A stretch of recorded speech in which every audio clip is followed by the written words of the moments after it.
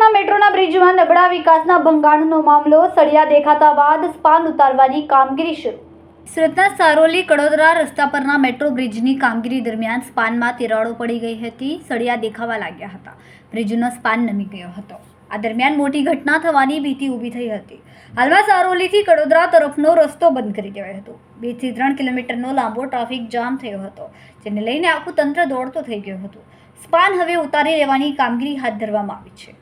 મેટ્રોનો જે સ્પાન નમી ગયો છે તે શહેરનો ખૂબ જ મહત્વાકાંક્ષી પ્રોજેક્ટ પૈકીનો એક મેટ્રો પ્રોજેક્ટની કામગીરીને લઈને છેલ્લા ઘણા સમયથી અનેક પ્રશ્નો સર્જાયા છે.